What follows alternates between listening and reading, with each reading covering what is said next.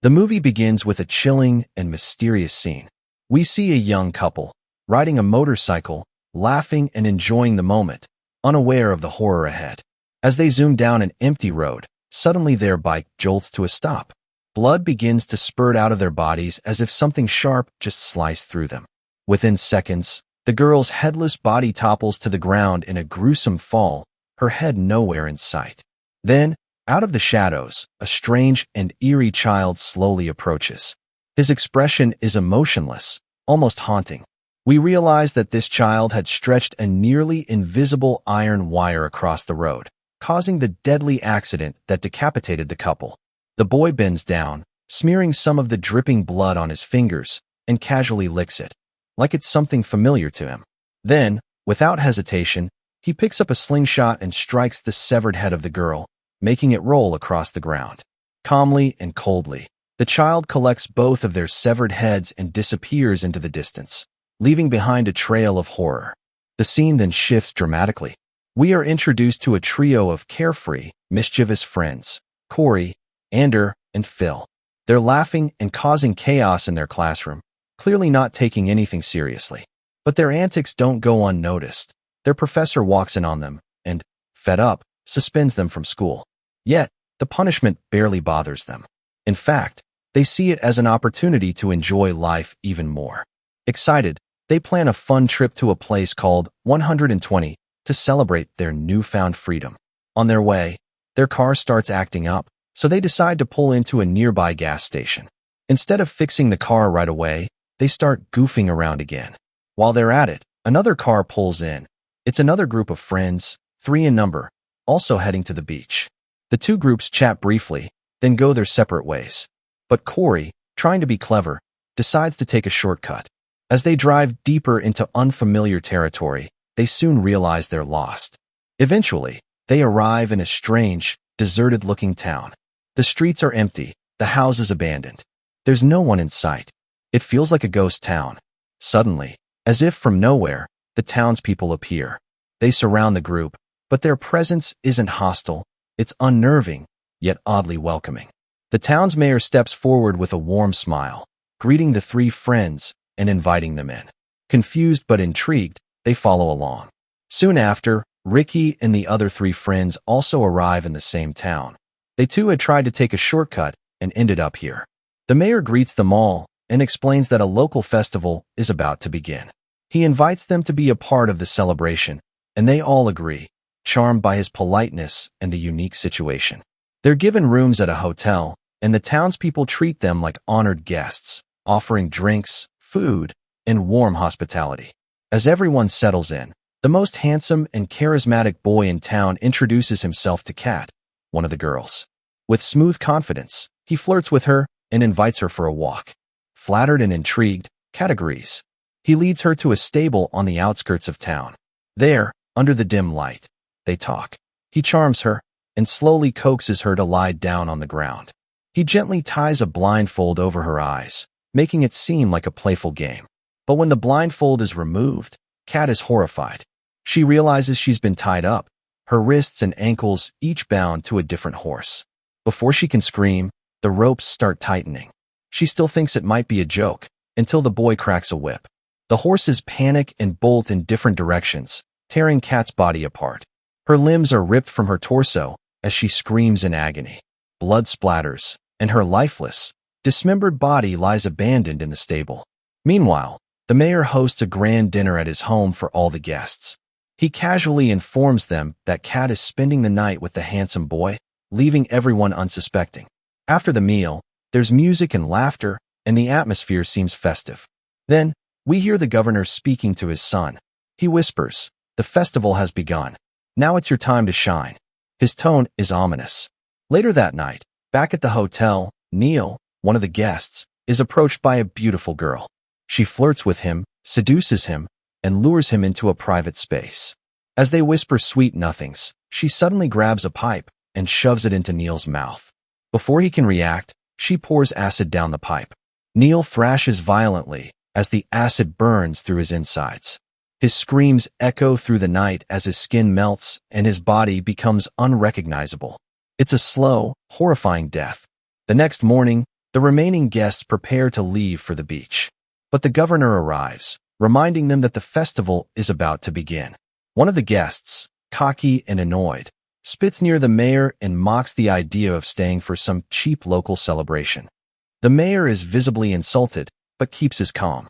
Sensing the tension, the guest apologizes. The mayor accepts the apology with a tight smile. Just then, the mayor's wife steps in and cheerfully announces that all the male guests should assist the town's boys in preparing for the festival, while the girls should come with her to help on their end. The townspeople followed the ritualistic instructions with eerie precision. The women began to decorate Mindy, dressing her up like a beautiful porcelain doll, carefully adorning her with traditional clothes, jewelry, and makeup. Her transformation was stunning. She looked like the centerpiece of a grand celebration. Just then, her boyfriend Ricky arrived to see her. As he laid eyes on Mindy, his face lit up with admiration. The air was filled with excitement as music began playing, and everyone around them started singing and dancing in a trance-like joy. Even the mayor, watching from afar, couldn't contain his delight and joined in, swaying along with the crowd. The mood was deceptively festive, but the horror lurking beneath the surface soon revealed itself.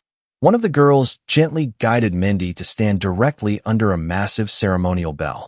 It was suspended high above by a thick rope. Without warning, the governor's wife, who was watching silently from a distance, pulled the rope free. In a matter of seconds, the giant bell came crashing down with brutal force, striking Mindy and crushing her where she stood. There was no time to scream. Her body was obliterated. Blood and flesh splattered across the ground as her lifeless form crumpled.